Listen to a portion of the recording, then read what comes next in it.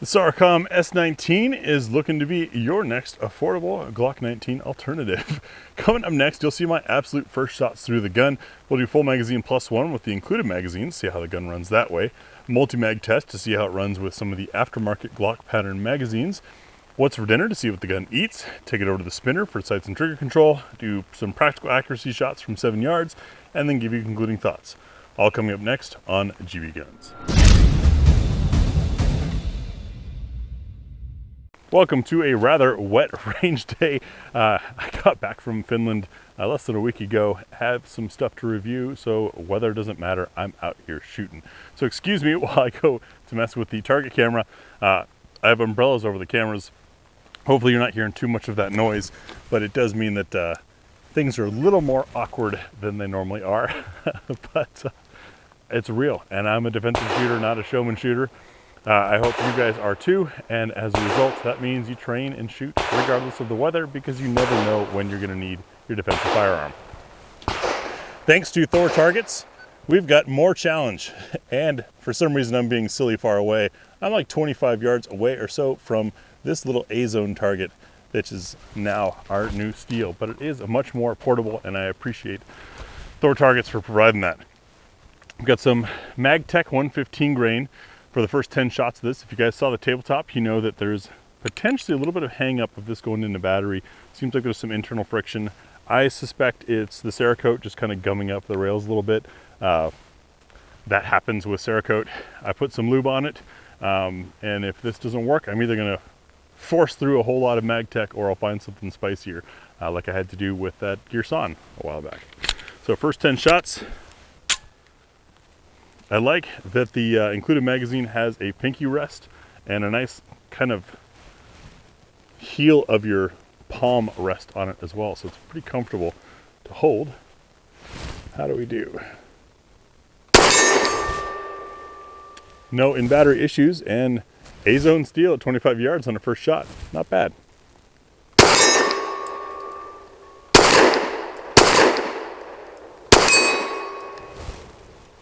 There we go, we had one not all the way in. Another one. Yeah, I can feel it being kind of clunky.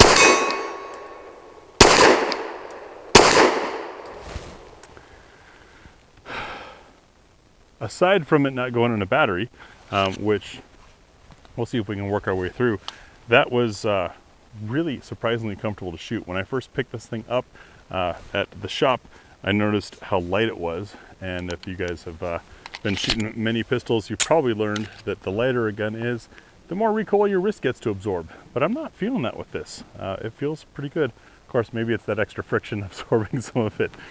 Now doing full magazine plus one with the factory included magazines. I did have to really give a push to seat that mag on a full setup. This is a test of the mags and the guns when fully stuffed. Since we've already got some friction here, we might have an issue. We'll see. I'm going to just dump into the berm to try to maybe break this in a little bit faster. Plus it's fun.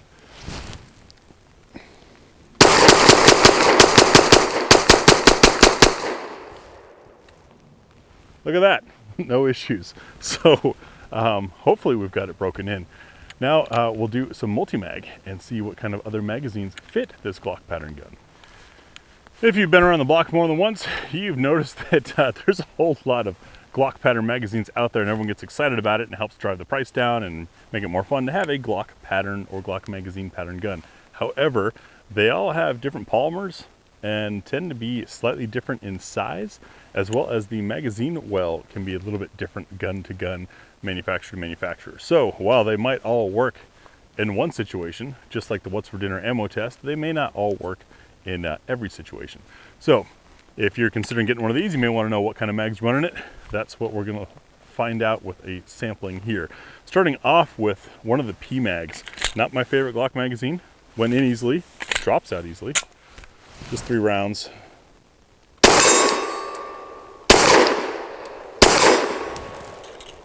No troubles there. That's a good one. Next is an Ulti mag. That went in easily. but will require assistance to get out. I've noticed these Ultimags are a little bit fat and sometimes won't even go into guns, but it goes into the Saricam nicely.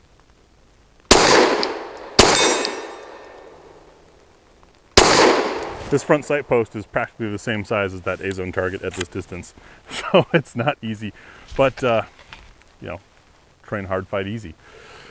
An older ETS mag, this does not have the metal reinforcement to it. I have yet to pick up one of those. That goes in easy, definitely drops out easy.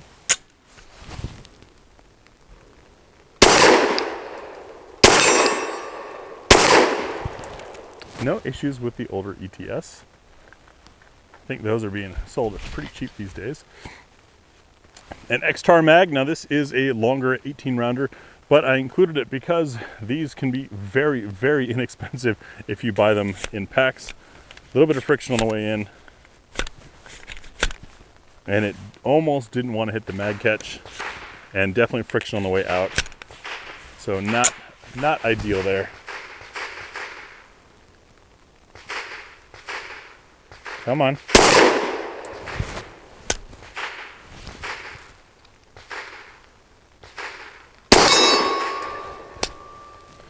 It seems like the odd mag fitment is adding to the reliability potential problems with this. So that's another factor in how well a gun runs or doesn't run, is magazine pressure. One of the Go Safe mags, if you're unfamiliar with these, this is a locking mag and it's able to disable your gun. Great idea if you got, you work somewhere you've got to like turn in your gun kind of thing and you don't want people messing with it, or you don't want the liability for someone having done something with your firearm going away from it. This can lock. Got an article on it at the over at my site. It did require an extra tap to get it to seat.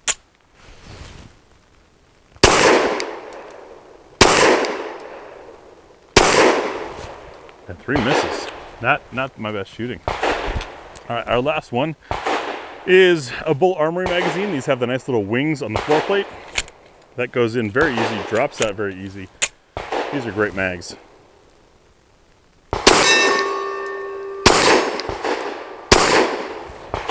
Nice. All right, so now we know which mags will run, so we can head over to see what the gun will eat in What's for Dinner. It's that time again. What's for dinner time? Thanks to our Ammo Squared supporters, our patron supporters, and some of my own shopping. We're going from 70 grain up to 165 grain today. Unfortunately, no aluminum or steel case. I need to do more shopping. But as I roll past these, you'll notice that we've got different overall lengths, different bullet shapes, ogives in different locations, different case materials, etc. We're looking to see what will the gun eat. Will it feed from slide lock, cycle another round of the same type on its own energy, and will it lock open on empty? Testing beyond that would be testing compatibility of the projectiles with the magazine, which we don't have time or money for. You're welcome to try it yourself. If you want to try any of these loads, check the pinned comment over at my website, which YouTube won't let me mention. I will cite sources for this stuff as I can find it. If you're new to What's for Dinner, we're looking to see what the gun will eat. These are 2-inch circles shooting at from 7 yards away. Not the most precise aiming point, just a general aiming point. It's more about, does the gun run, and is there any wild change in point of impact, etc. Our first load is our lightest one, Federal American Eagle lead-free 70 grain. A great one if you shoot at indoor ranges and want to live past, I don't know, 70. Snappy.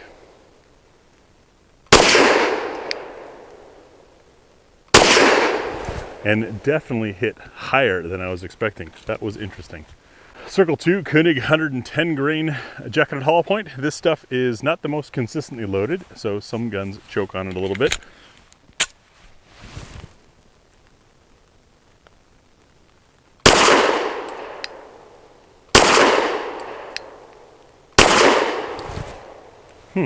Still hitting a little high. No issues cycling though. Circle 3, Hornady American Gunner, the Hag, 115 grain jacketed hollow point. By the way, I am cycling through all the mags that we've previously demonstrated to work in this gun. If we have a feed issue, I will swap back to the factory included magazines. However, in theory, the multi-mag test should tell us that all these will be fine, but things can be different from gun to gun.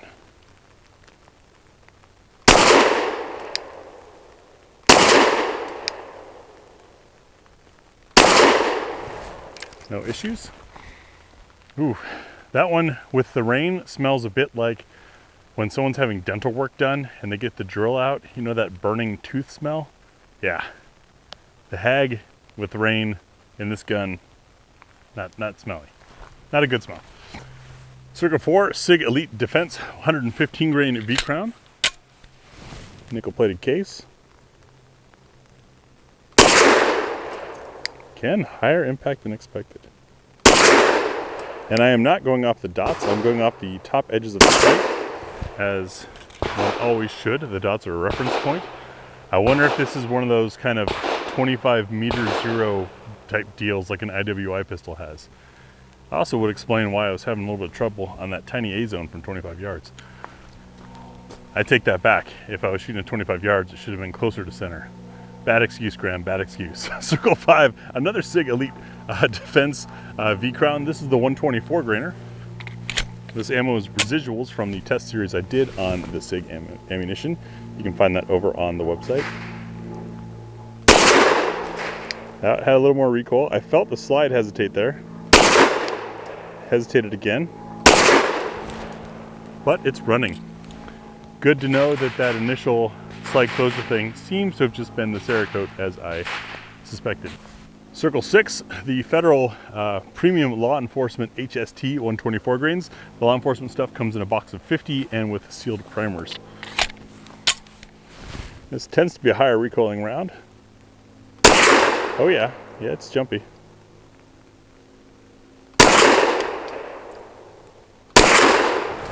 But very controllable. That's the LT mag. This mag doesn't like to drop free in basically any gun. Circle 7, the Federal Premium PCC load 130 grain. Now it's important to note this is not necessarily intended for handguns. However, I like the 130 grain to add to what's for dinner. This is loaded to burn a little slower to get more use out of a longer barrel, since a 16-inch PCC is actually well beyond the length that 9mm starts to actually slow down in a barrel. That's right, a 16-inch 9mm is weaker than a shorter length.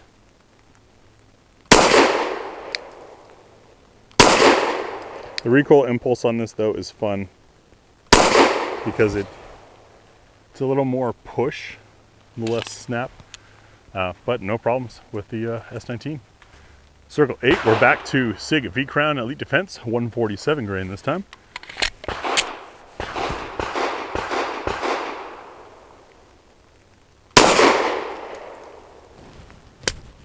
Not all the way into battery that time.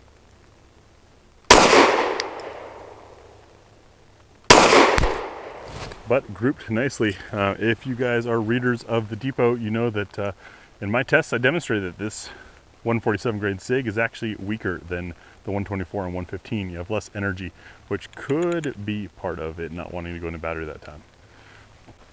Circle 9, thanks to our Ammo Squared supporters, is some Fiocchi Defense Dynamics 147 grain hollow point.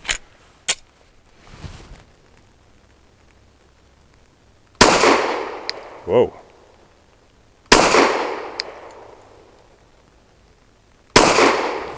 So was that me or was that budget ammo? It's probably me, but the gun ran. Circle 10, the Ammo Inc. Stolf. 165 grain, a long, heavy bullet meant for suppressor use. Super great in suppressed things, but I like throwing it in what's for dinner. And it also tends to be a very soft shooter.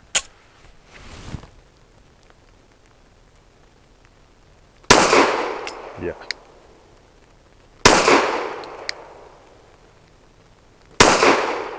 It's interesting, as I was my sights were more buried down than anything else, but I still hit the top of that circle, but it ran, so our potential trouble gun has eaten everything so far. Now let's take over the spinner for sights and trigger control. That is 6-inch spinner target. We're back here about 15 yards away, a little farther than normal because I don't want to stand in a puddle.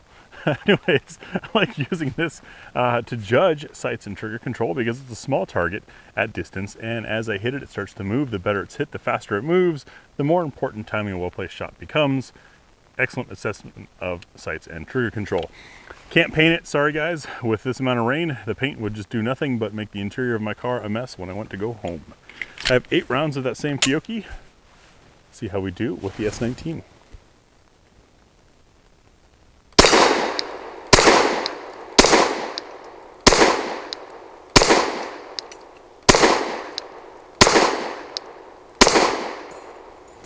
TKO in the last round.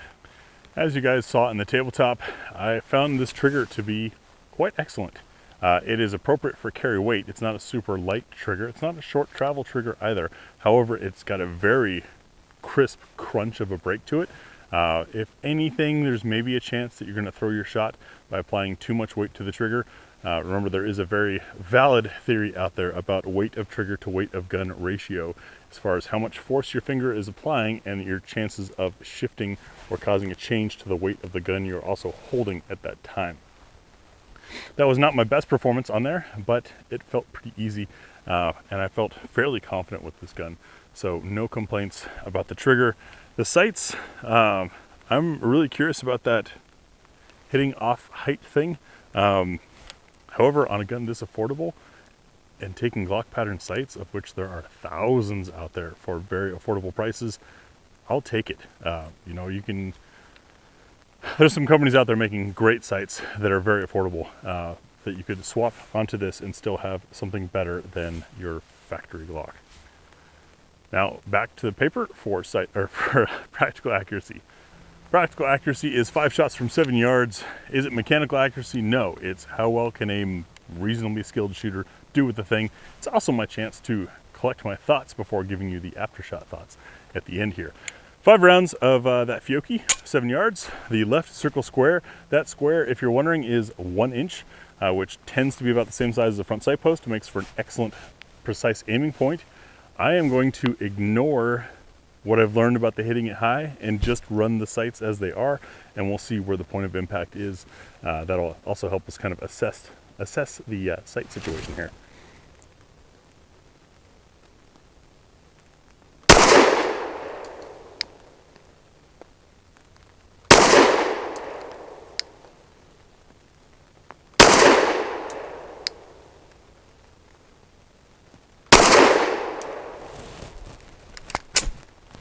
Interesting malfunction there.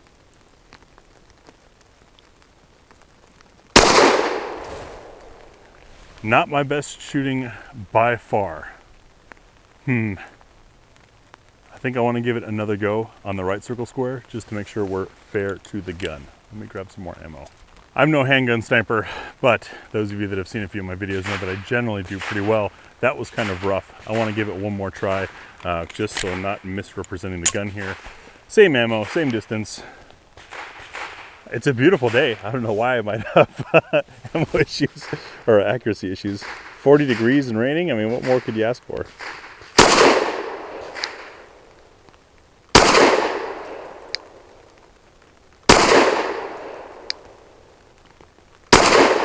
Through that one, I felt it. There we go. That's a little bit more of a gram group. It's not the gun, it's the shooter. After shots on the Saricam S19. Tell ya, I'll review anything and I'll give anything and everything a fair shake. I don't care where it's from, what it costs. That's why you guys are here, and it's also why this gun was sent to me. I knew nothing about it, just had an opportunity and said, sure, I'll give it a whirl. I was a little concerned when I first picked it up. It's lightweight. There was that gumminess in the action. It still seems like it's maybe not 100% worked through, but functionally it didn't cause any problems out here. In fact, let's give one more try. That was never an issue, but if I do like a short stroke, no, now it's closing. All right. Yeah, so it must have just been a little bit of Cerakote gumming up the action, even though Cerakote's said to sometimes be like a lubricant film. No, not quite. But I had my concerns, especially the price point. You know, corners have to be cut to make such a low price point, but I think we've proven that the gun is a pretty good gun. If you're willing to do your part, then maybe have to break it in a little bit. It's not a mechanical fit issue. As far as I know, it's just that darn Cerakote. It was very comfortable to shoot. The trigger is excellent, better than a factory Glock. You're getting steel sights. You're getting reduced slide mass with those holes there, and with reduced slide mass becomes reduced recoil and a better shooting experience than having a big old heavy slide. To a point. There's an extreme here. But overall, pretty good. If someone needed an affordable pistol and they said, this is all that I can afford, and I can, I can pick up one of these, I would of course want to go to the range with them and help them, but I wouldn't shy away from the Saricam S19. I think it's pretty good, and yet another demonstration that some guns out there are just way overpriced, because this thing is pretty affordable. If you're curious about this and want to learn more about it, as well as see a little bit of a deeper dive, check the pinned comment over at my website, which YouTube forbids me to talk about. That's where the full review will be, as always. If you're watching this on Rumble, thank you. I have begun the migration to Rumble. Got tired of YouTube. As some of you may be aware, YouTube attacked me while I was on a trip overseas. I woke up in the morning to 60 of my videos having been deleted. The appeal process took longer than it did for me to get the email of the appeal being rejected. And in fact, equals reject was in the URL of the appeal. So it's pretty clear to me that YouTube is just on a rampage to suppress knowledge and prevent people from knowing how to defend themselves against all enemies. You know what I mean? So I'm uploading more to Rumble now, and we'll continue there. And as long as I can afford it, I will continue to publish on my own website where I control the content, as well as who gets to see it. So thank you guys for watching. I hope you have a wonderful day. It's a beautiful day here in Northwest Oregon. See you in the next video.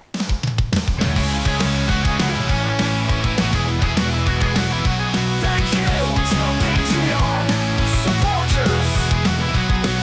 GBGuns and I do to level entropy. Joseph T, Rennie, Al, JP, Ray, Tom, Lucas, S, Fast, Eddie, Bubba, joined by Brian P, Sky King. Thanks for the tip level. David P, Kratos, the Gunslayer. Andrew B, Lee H, Christopher JJS, Foreign H, Grifles, Jeff, for Michael W. Thank you. Joseph T, Ryan Penu, David G, Oakley, Tuba, Frail, Robert B, Ohio, Compass, Steve, Bristol County, Trail, Rich, Rich, Red, Sky, Waha, NC, Fair 76, Uncle Muzzy, David, FLMB, Keith, Bananas, Honest Level, Gary B, Layfac, Daniel, DNC, Jake J, Adam J, Brad M, George H, Theo M, Edward B, Adrian H, Cody W, Mark S, Sutra, Louis R, Eddie P, Gary C, J, Logan G, Brian K, RBN D, 2022,